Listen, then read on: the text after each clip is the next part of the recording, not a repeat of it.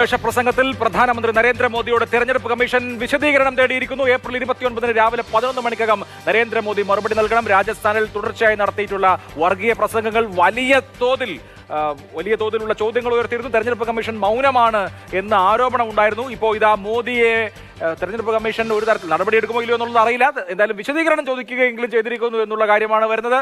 അർജുനാണ് വിവരങ്ങളുമായുള്ളത്. അർജുൻ, എന്താണ് തെരഞ്ഞെടുപ്പ് കമ്മീഷന്റെ തീരുമാനം? തീർച്ചയായിട്ടും അഭിലാഷ്, നിലവിൽ വിശദീകരണം തേടിയിരിക്കുകയാണ്. ഈ രണ്ടാം ഘട്ട തിരഞ്ഞെടുപ്പ് കഴിഞ്ഞ് തൊട്ടടുത്ത ദിവസങ്ങളിൽ തന്നെ വിശദീകരണം നൽകണം എന്നുള്ള കാര്യമാണ് നിലവിൽ ഇപ്പോൾ തിരഞ്ഞെടുപ്പ് കമ്മീഷൻ പ്രധാനമന്ത്രി നരേന്ദ്രമോദിയോട് ആവശ്യപ്പെട്ടിരിക്കുന്നത്. ഈ പ്രധാനമായിട്ടും റെപ്രസെൻറ്റേഷൻ ഓഫ് പീപ്പിൾ ആക്ടിലെ സെക്ഷൻ 77 ചൂണ്ടിക്കാട്ടി ഈ സ്റ്റാർ ക്യാമ്പയിനേഴ്സും അതുപോലെ തന്നെ ഈ താരപ്രചാരകരും അതുപോലെ തന്നെ സ്ഥാനാർത്ഥികളും പൊതുവേദികളിലടക്കം നടത്തുന്ന ഇത്തരത്തിൽ പ്രസംഗങ്ങൾ അത് അതിര് വിട്ടുപോയാൽ അത് ഒരു പരിധി കടന്ന് വിദ്വേഷ പ്രസംഗം അടക്കമുള്ള രീതികളിലേക്ക് ഈ കോഡ് ഓഫ് കണ്ടക്ട് അത് വയലേറ്റ് ചെയ്യുന്ന രീതിയിലേക്ക് പോയി കഴിഞ്ഞാൽ അതിൽ പ്രഥമ ദൃഷ്ടി അല്ലെങ്കിൽ പ്രാഥമികമായിട്ടൊരു ഉത്തരവാദിത്വം വരിക ഈ രാഷ്ട്രീയ പാർട്ടികൾക്കായിരിക്കും. അങ്ങനെ JP നഡ്ഡയും ഈ കേസിൽ BJP തന്നെ ദേശീയ അധ്യക്ഷനായിട്ടുള്ള JP നഡ്ഡയും ഇക്കാര്യത്തിൽ വ്യക്തമായിട്ടുള്ളൊരു വിശദീകരണം തിരഞ്ഞെടുപ്പ് കമ്മീഷന് നൽകണം എന്നുള്ള കാര്യമാണ് ഇപ്പോൾ തിരഞ്ഞെടുപ്പ് കമ്മീഷൻ BJPയോട് ആവശ്യപ്പെട്ടിരിക്കുന്നത്. മാത്രമല്ല നരേന്ദ്രമോദിയും ഇക്കാര്യത്തിൽ ഒരു വിശദീകരണം നൽകേണ്ടി വരും. ഈ രാജസ്ഥാനിൽ വെച്ച് നടന്ന ഒരു പ്രസംഗം അതിലായിരുന്നു ഇത്തരത്തിൽ ന്യൂനപക്ഷങ്ങൾക്കെതിരെ വിദ്വേഷം പ്രചരിപ്പിച്ചുകൊണ്ട് വലിയ രീതിയിൽ ന്യൂനപക്ഷങ്ങളെ കടന്നാക്രമിച്ചുകൊണ്ട് നരേന്ദ്രമോദി കോൺഗ്രസിനെതിരെയും ഒരു ആരോപണമായി രംഗത്ത് വന്നു. അതിന് പിന്നാലെ പ്രതിപക്ഷ പാർട്ടികൾ ഒന്നടങ്കം ഒരു പ്രതിഷേധവുമായി രംഗത്ത് വന്നിരുന്നു. എന്നിട്ടും പല റാലികളിൽ പ്രധാനമന്ത്രി ഇപ്പോൾ ഛത്തീസ്ഗഡിലായാലും അതിനുശേഷം മധ്യപ്രദേശിലായാലും ഈ ഒരു കാര്യം അല്ലെങ്കിൽ ഈ വിദ്വേഷ പ്രസംഗം അല്ലെങ്കിൽ ഇത്തരത്തിൽ ന്യൂനപക്ഷങ്ങൾക്കെതിരെ വിദ്വേഷം പ്രചരിപ്പിക്കുന്ന തരത്തിലുള്ള പ്രസംഗങ്ങൾ അത് തുടർന്നു കൊണ്ടേയിരുന്നു.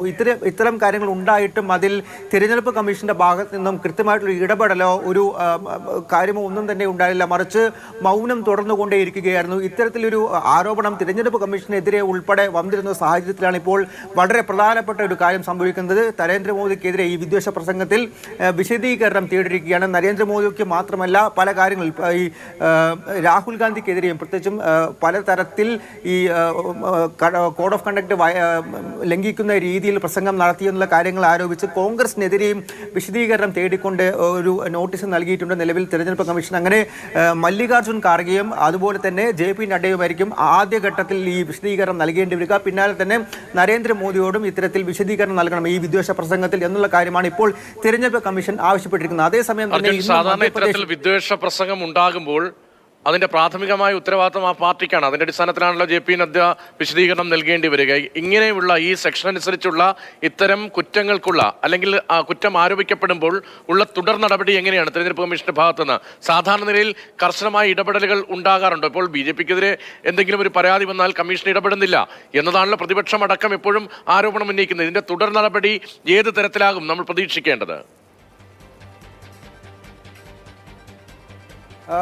പ്രധാനമായിട്ടും രതീഷ് അക്കാര്യത്തിലൊരു ഒരു തീരുമാനം വരേണ്ടതെന്ന്. കാരണം ഇതിലൊരു ആദ്യഘട്ടം എന്നുള്ള രീതിയിൽ തന്നെയാണ് ഇപ്പോൾ BJPയോടും അതുപോലെ തന്നെ JP നദ്ദയോടും ഒരു വിശദീകരണം തേടിയിരിക്കുന്നത്. 29-ാം തീയതി രാവിലെ 11 മണിക്കകം തന്നെ ഇക്കാര്യത്തിൽ വിശദീകരണം വേണമെന്നുള്ള കാര്യമാണ് ഇപ്പോൾ തിരഞ്ഞെടുപ്പ് കമ്മീഷൻ ആവശ്യപ്പെട്ടിരിക്കുന്നത്. അതിനുശേഷം ഈ കൃത്യമായിട്ടുള്ള കാര്യങ്ങൾ പൂർത്തിയാക്കിയതിനു ശേഷമായിരിക്കും തുടർ നടപടികൾ ഏത് രീതിയിലായിരിക്കും എന്നുള്ള കാര്യത്തിലേക്ക് നടക്കുക. പ്രധാനമായിട്ടും ഈ താരപ്രചാരകർ ഇത്തരത്തിൽ പൊതുവേദികളിൽ അതുപോലെ തന്നെ തിരഞ്ഞെടുപ്പ് റാലികളിലെല്ലാം തന്നെ നടത്തുന്ന വിദ്വേഷ പ്രസംഗം അല്ലെങ്കിൽ ഇത്തരത്തിൽ അതിരുവിട്ട പ്രസംഗം നടത്തുന്നതിനെതിരെ തന്നെയാണ് ഇപ്പോൾ രാഷ്ട്രീയ പാർട്ടികൾക്കെതിരെ നടപടിയെടുക്കാൻ വേണ്ടിയിട്ടുള്ള രീതിയിലേക്ക് തിരഞ്ഞെടുപ്പ് കമ്മീഷൻ കടക്കുന്നത്. അതിൽ ഏതൊക്കെ രീതിയിലുള്ള നടപടിയായിരിക്കും എന്നുള്ള കാര്യം തിരഞ്ഞെടുപ്പ് കമ്മീഷനോട് മുൻപാകെ വെക്കുന്ന വിശദീകരണത്തിന് ശേഷമായിരിക്കും. രാജസ്ഥാനിൽ റാലിക്കിടെ നടത്തിയ വിദ്വേഷ പ്രസംഗത്തിൽ പ്രധാനമന്ത്രി നരേന്ദ്രമോദിയോട് വിശദീകരണം തേടിയിരിക്കുകയാണ് തെരഞ്ഞെടുപ്പ് കമ്മീഷൻ. രാജ്യവ്യാപകമായി വലിയ തോതിൽ വിമർശനമുയർന്നു. പ്രതിപക്ഷ പാർട്ടികൾ കടുത്ത ഭാഷയിൽ വിമർശിച്ചു. എന്താണ് ഇലക്ഷൻ കമ്മീഷൻ ചെയ്യുന്നത്? ഇലക്ഷൻ കമ്മീഷന്റെ നിസ്സഹായത വെളിപ്പെടുന്ന സാഹചര്യമാണ്, ജനാധിപത്യത്തിലുള്ള വിശ്വാസം തന്നെ നഷ്ടപ്പെടുന്ന സാഹചര്യമാണ് എന്നടക്കം വിമർശനങ്ങൾ പ്രതിപക്ഷം ഉയർത്തിയതിന് പിന്നാലെ ഇൻസ്റ്റിറ്റ്യൂഷന്റെ ഇന്റഗ്രിറ്റി സംരക്ഷിക്കുക എന്നുള്ളത് തെരഞ്ഞെടുപ്പ് കമ്മീഷന്റെ ബാധ്യതയാണ്. പക്ഷേ ഇപ്പോഴും ഒരു ബാലൻസിംഗ് ആക്ട് ആണോ നടത്തുന്നത് എന്ന സംശയം അവിടെ ബാക്കി നിൽക്കുകയാണ്.